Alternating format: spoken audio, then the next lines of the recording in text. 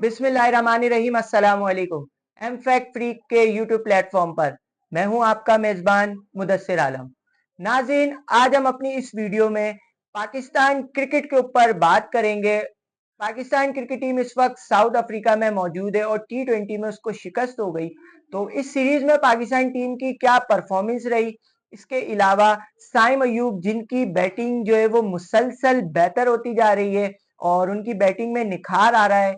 इसके अलावा उस्मान खान जिनको हमने यूएई से बुलवाया था, उनकी परफॉर्मेंस इतनी मजेदार नहीं हो रही। बॉर्डर गवास्कर सीरीज, जैसन गैलेस्पी, इन तमाम मौजूआत पर आज हम बात करेंगे। और मैं बहुत ज्यादा मशकूर हूँ आज जो हमारे गेस्ट हैं जिन्होंने अपना कीमती वक्त मुझे दिया। मेरे तो उस्तादों में से भी हैं, बहुत सी चीजें मैंने इनसे सीखी हैं। और मेरी आइडियल पर्सनैलिटी, अगर मैं इनको कहूँ तो गलत नहीं होगा, मेरी आइडियल पर्सनैलिटी है, सीनियर एंकर पर्सन है, बड़े जबरदस्त अंदाज में तजिए करते हैं, बड़े जबरदस्त अंदाज में प्रोग्राम को होस्ट करते हैं।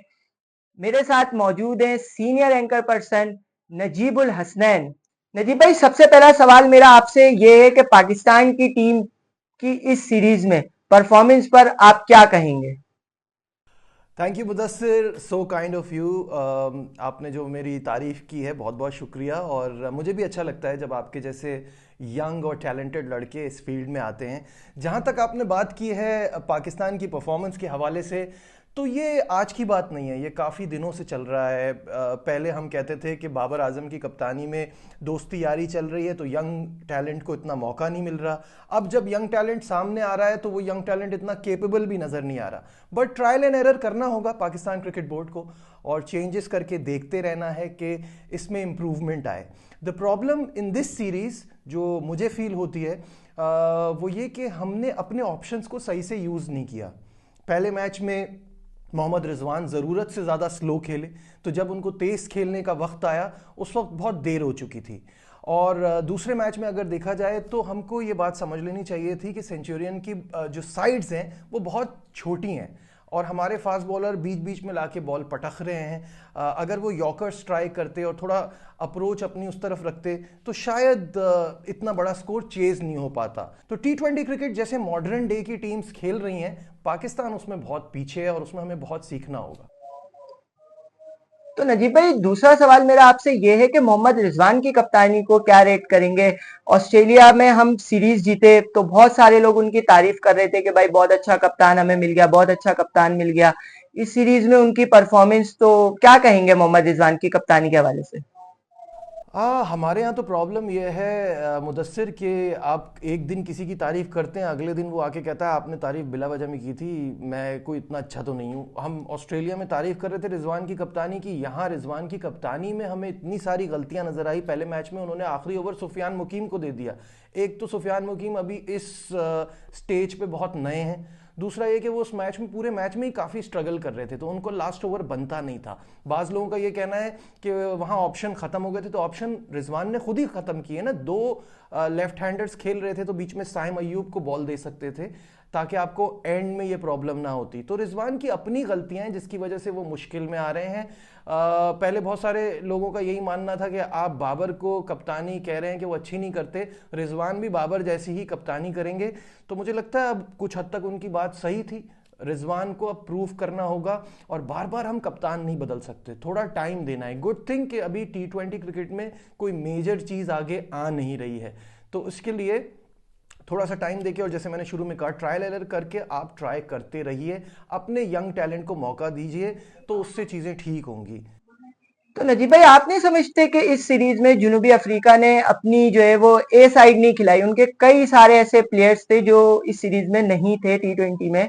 तो हमें भी अपने यंगस्टर्स को ही मौका दे देना चाहिए था, जो पिछली सीरीज में जिनको हमने जो है वो मौके दिए तो उनको मजीद जो है वो अपॉर्चुनिटीज मिलती और जो उनकी परफॉर्मेंस है वो मजीद हमारे जो है वो सामने आती जब वो मुश्किल कंडीशन में खेलते।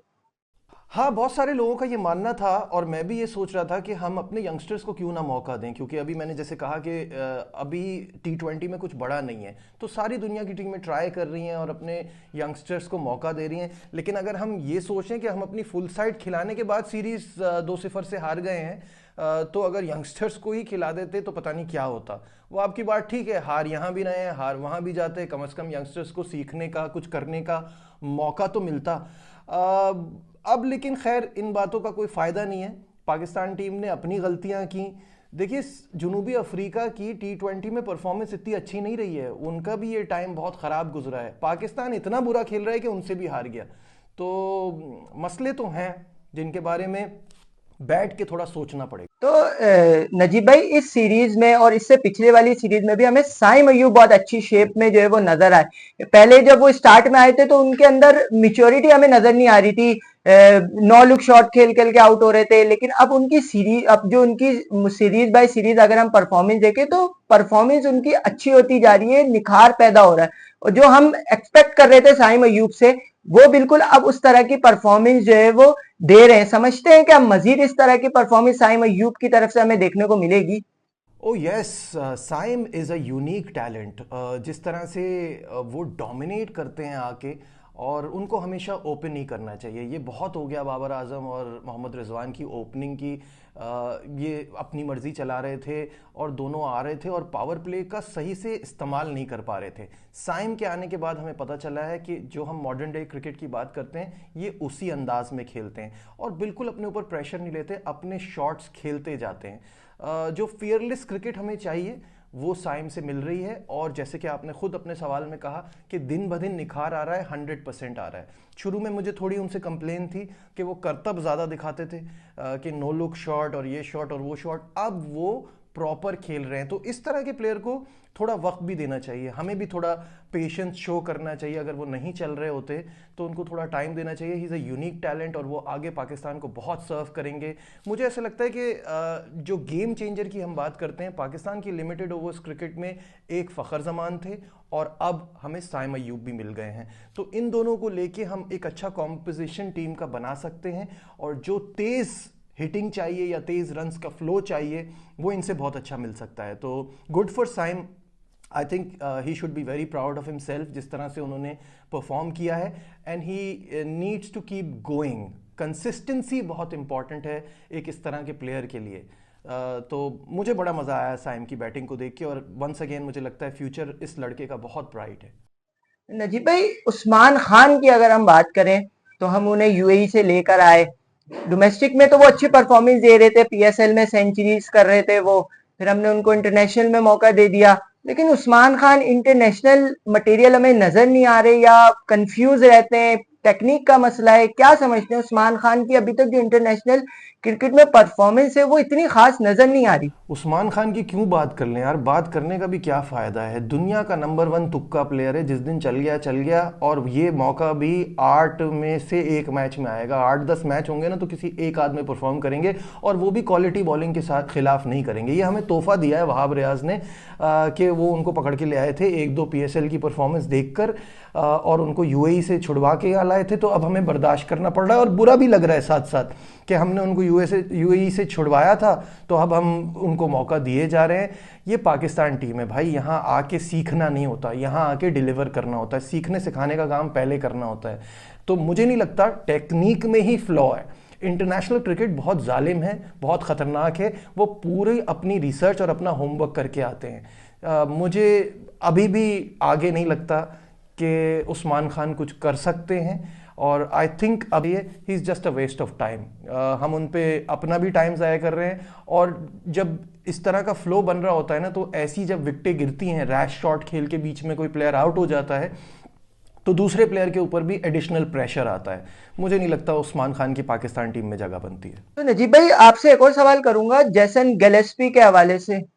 जैसन गैलेस्पी के हवाले से कि जैसन गैलेस्पी ने जो है वो अभी इस्तीफा दिया और जो भी उनके साथ मामला थे, इससे पहले गैरी क्रिस्टन ने जो है वो अपने जो उनका जो कॉन्ट्रैक्ट था उससे पहले ही जो है वो रिजाइन देके चले गए। तो समझ नहीं रहे इस तरीके से फॉरेन कोचिस का जो है वो आना और फिर यूं कॉन्ट्रैक्ट से पहले ही रिजाइन करके चले जाना पाकिस्तान क्रिकेट को नुकसानदेह जो है वो साबित हो सकता है? जी बिल्कुल, आप सही कह रहे हैं। ये बड़ी शर्मिंदगी की बात है जिस तरह से हम फॉरेन कोचेस को हैंडल कर रहे हैं। पहले गैरी कर्स्टन, एक तो पता है पाकिस्तान क्रिकेट बोर्ड का मसला ये है कि आप किसी को बाहर से लाते हैं, उसके इतने मिन्नतें तरले करते हैं, उसको सब कुछ दे देते हैं, आप ही सिलेक्शन करें, आप ही हर चीज़ करें, फिर आहिस्ता आहिस्ता चीज़ें वापस खींचना शुरू हो जाते हैं, तो ऑब्वियसली सामने वाले को थोड़ा इंसल्टिंग फील होता है। अब आपने जो जेसन गैलिस्पी के नायब थे टिम नीलसन, उनको जब फारिग किया तो ये पता चल रहा था कि ये जेसन गैलिस्पी के साथ अच्छा नहीं बैठेगा और उसके बाद वो भी अपने ओहदे से इस्तीफ़ा दे देंगे। आई अंडरस्टैंड उन्होंने भी कुछ ख़ास नहीं किया, वो भी अपनी सीवी को स्ट्रॉन्ग करने ही पाकिस्तान आए थे, बट ये जो 8-8 महीने 6-6 महीने में कोचेस का छोड़ के चले जाना है, ये पाकिस्तान के लिए बड़ी शर्मिंदगी का बायस है। और देखें, आपके पास ऑफ़र करने को भी कुछ नहीं है। ये जो कोचेज़ हैं इनको बड़े अच्छे पैसे लीग्स में मिल जाते हैं और वो इतनी ज़्यादा रिस्पॉन्सिबिलिटी भी नहीं होती, तो उनके लिए वो मज़ा भी है और पैसे भी हैं। यहाँ आपके ऊपर बड़ी भारी जिम्मेदारी होती है एक मुल्क की टीम को कोच करना, और फिर इस तरह से आप उनको ट्रीट करेंगे तो कौन आपके पास आएगा। आई थिंक इसको बेहतर तरीके से हैंडल किया जा सकता था। नजीब भाई, मूव करते हैं बॉर्डर गवास्कर की तरफ। पहला टेस्ट जो है वो इंडिया जीता, दूसरा टेस्ट ऑस्ट्रेलिया जीत गया, 3 टेस्ट मैच रह गए। क्या समझते हैं इस बॉर्डर गवास्कर सीरीज का जो रिजल्ट है वो क्या आ सकता है? और WTC दोनों के लिए बहुत इंपॉर्टेंट है, तो इंडियन टीम की क्या परफॉर्मेंस देख रहे हैं और क्या लगता है इस जो बॉर्डर गवास्कर का रिजल्ट है वो क्या हो सकता है? हाँ, बॉर्डर गवास्कर सीरीज़ बहुत ही एक्साइटिंग है और मैंने इस सीरीज़ से पहले ही कहा था कि ये सीरीज़ पेंडुलम की तरह इधर उधर शिफ्ट होगी। पहले मैच में 295 रन से इंडिया ने कामयाबी हासिल की, तो दूसरे मैच में 10 विकेटों से ऑस्ट्रेलिया ने बाजी मारी। मुझे ऐसा लगता है कि जो गैप आया ना 10 दिन का पहले और दूसरे टेस्ट मैच के बीच में, मोमेंटम इंडिया से ऑस्ट्रेलिया की तरफ शिफ्ट हो गया। हमें इस बात का अच्छी तरह अंदाज़ा है कि ऑस्ट्रेलिया को हार बर्दाश्त नहीं है, तो उन्होंने बड़ा स्ट्रांगली कम बैक किया और पिंक बॉल टेस्ट में जो उनकी डोमिनेशन है ना, वो दुनिया के सामने है। इंडिया ने कभी पिंक बॉल को सीरियस ही नहीं लिया, उनको लगता है कि बहुत जल्दी इसका फैसला हो जाता है, 2-3 दिन में टेस्ट मैच खत्म हो जाता है, लोग भी इंजॉय नहीं करते। तो अब टाइम आ गया है कि इंडिया इसको सीरियस ले। नजीब भाई, WTC का फाइनल, साउथ अफ्रीका नीचे से ऊपर आया, लगातार जो है वो मैचेस जीते और अब ऐसा लग रहा है कि शायद साउथ अफ्रीका तो WTC का फाइनल खेल ले, क्योंकि उनके 2 टेस्ट मैचेस रह गए, एक और दोनों पाकिस्तान से। अगर वो उसमें से एक भी जीत गए तो वो फाइनल में पहुंच जाएंगे। दूसरी टीम आप क्या देखते हैं, समझते हैं कि साउथ अफ्रीका पहुंचेगा या इंडिया और ऑस्ट्रेलिया ही फाइनल खेलेंगे, या साउथ अफ्रीका और ऑस्ट्रेलिया, किस टीम के जो है वो आपको ज्यादा चांसेस लग रहे हैं? मुझे अभी भी लगता है कि ये कंडीशंस ऑस्ट्रेलिया को ज़्यादा सूट करती हैं। यहाँ अगर इंडिया ने डोमिनेट कर लिया तो उनके चांसेस बढ़ जाएंगे, क्योंकि आगे सिडनी और मेलबर्न में वो जीत भी सकते हैं। लेकिन ये आसान नहीं होगा और मेरे लिए भी आसान नहीं है यहाँ बैठ के किसी भी टीम को पिक करना। ये दो बहुत ही कंपेटिटिव टीमें हैं, they are full of talent and they can do anything on their day. तो लेट्स सी क्या होता है। इंटरेस्टिंग सीरीज है, एक्साइटिंग सीरीज है, बड़ा मजा आ रहा है। नजीब भाई, WTC का फाइनल, साउथ अफ्रीका नीचे से ऊपर आया, लगातार जो है वो मैचेस जीते और अब ऐसा लग रहा है कि शायद साउथ अफ्रीका तो WTC का फाइनल खेल ले, क्योंकि उनके 2 टेस्ट मैचेस रह गए, एक और दोनों पाकिस्तान से। अगर वो उसमें से एक भी जीत गए तो वो फाइनल में पहुंच जाएंगे। दूसरी टीम आप क्या देखते हैं, समझते हैं कि साउथ अफ्रीका पहुंचेगा या इंडिया और ऑस्ट्रेलिया ही फाइनल खेलेंगे, या साउथ अफ्रीका और ऑस्ट्रेलिया, किस टीम के जो है वो आपको ज्यादा चांसेस लग रहे हैं? मुदस्सिर, वही सवाल आपने दोबारा कर लिया, क्योंकि ऑस्ट्रेलिया और इंडिया में से मुझे अभी समझ नहीं आ रहा। ये बहुत ये वाला जो ब्रिस्बेन टेस्ट है, गैबा का टेस्ट, ये डिसाइड करेगा कि कौन सी टीम बेहतर है, कौन सी टीम अच्छी पोजीशन में है WTC के फाइनल खेलने में। मुझे अभी अगर आप पूछेंगे तो लगता है एक टीम ऑस्ट्रेलिया है और दूसरी टीम साउथ अफ्रीका है, क्योंकि अब साउथ अफ्रीका के जो 2 टेस्ट मैच हैं वो दोनों पाकिस्तान के खिलाफ हैं और वो बहुत आसानी से हमें हरा सकते हैं। हमारा तो आपको पता है ना, कभी भी किसी से भी हार सकते हैं, तो वो कोई ज़्यादा हम बड़ा चैलेंज साउथ अफ्रीका के लिए साबित होंगे नहीं। और इस बार मुझे लगता है वो तो एक टीम है जो WTC के फाइनल के लिए अपना टिकट कटा चुकी है। ऑस्ट्रेलिया और इंडिया में ये बॉर्डर गवास्कर सीरीज से ही इजीली फैसला हो जाएगा किसने ये फाइनल खेलना है। चले नजीब भाई, रैपिड क्वेश्चंस की तरफ जो है वो बढ़ते हैं और आपने इसका मुझे जवाब हाँ या नहीं में देना है। हाँ जी मुदस्सिर, तो आप फिर फुल मूड में मेरा इम्तिहान लेने के लिए। Okay, shoot, I am ready. Saim Ayub इस वक्त पाकिस्तान के सबसे बेहतरीन ओपनर है, हाँ या नहीं? Saim Ayub best opening choice हैं, यस। फखर और साइम को एक साथ T20 में ओपनिंग करनी चाहिए, हाँ या नहीं? फ़खर और साइम बेस्ट ओपनिंग जोड़ी, बिल्कुल इसमें कोई दो राय नहीं है। बहुत धमाकेदार जोड़ी हो जाएगी ये, और तेज तेज रन बनेंगे जिसकी पाकिस्तान को इस वक्त तो बिल्कुल आदत नहीं है। आकिब जावेद को तीनों फॉर्मेट का हेड कोच बनाना सही है या गलत? आकिब जावेद का मैं फ़ैन हूँ, लेकिन ये तमाम चीज़ें उनके पास नहीं होनी चाहिए। देखिए, हम पहले भी एक बार ये ट्राई कर चुके हैं with Misbahul Haq. I think that's is not a good decision. Salman Ali Agha को वनडे और टी20 का वाइस कप्तान बनाने का फैसला सही है या गलत? सलमान अली आगा को वनडे और टेस्ट में होना चाहिए, टी20 टीम में होना ही नहीं चाहिए। नायब कप्तान की बात तो बहुत दूर की है, वो टी20 में बहुत ही स्लो खेलते हैं। और आपने देखा था जब रिजवान को रेस्ट मिली थी तो वो कप्तान बन गए थे, और वो जब कप्तान ही इतना स्ट्रगल करेगा तो फिर कैसे बात आगे बढ़ेगी। टी20 के बाद अब क्या रोहित शर्मा और विराट कोहली को टेस्ट से भी रिटायरमेंट ले लेनी चाहिए, हाँ या नहीं? इस सवाल का मैं अनडिसाइडेड, बिकॉज ना यस कह सकता हूँ ना नो कह सकता हूँ, बिकॉज रोहित और विराट बहुत बड़े नाम हैं और इनके जाने का सोच के बड़ा अजीब सा लगता है। बट टाइम आ रहा है, रोहित की फिटनेस भी जवाब दे रही है, विराट कोहली के रिफ्लेक्सेस भी वैसे नहीं रहे हैं। तो ये फैसला मैं समझता हूँ इन दोनों सुपरस्टार्स को खुद करना चाहिए, हम में से किसी को डिसाइड नहीं करना चाहिए। बहुत शुक्रिया आपका नजीब भाई। बड़ी ज़बरदस्त जो है वो आपसे ये गुफ्तगू रही और बड़े ज़बरदस्त जो है वो आपने मेरे सवालात के जो है वो जवाब दिए। मैं बहुत ज़्यादा मशकूर हूँ आपका कि आपने मुझे अपना कीमती वक्त दिया और जो है वो हमारे जो इस छोटे से प्लेटफॉर्म है उस पर आप एज अ गेस्ट आए। Thank you Mudassir, thanks for having me. उम्मीद करता हूँ कि आपका यूट्यूब चैनल भी बहुत फले फूले और आपके बहुत सारे व्यूज़ आएँ और आप इससे बहुत सारे पैसे भी कमाएं, और ज़िंदगी में आगे आपको भी इसके थ्रू बहुत कुछ सीखने का मौका मिले। Thank you so much for having me, बहुत शुक्रिया। बहुत शुक्रिया नजीब भाई। जी तो नाजरीन, ये था आज का प्रोग्राम। अगर आपको हमारा ये प्रोग्राम पसंद आया हो तो कमेंट सेक्शन में ज़रूर बताइएगा। इंशाल्लाह दूसरी वीडियो में आपके साथ दोबारा से हाजिर होऊंगा। जब तक के लिए अपने मेज़बान मुदस्सिर आलम को दीजिए इजाज़त। अल्लाह हाफ़िज़।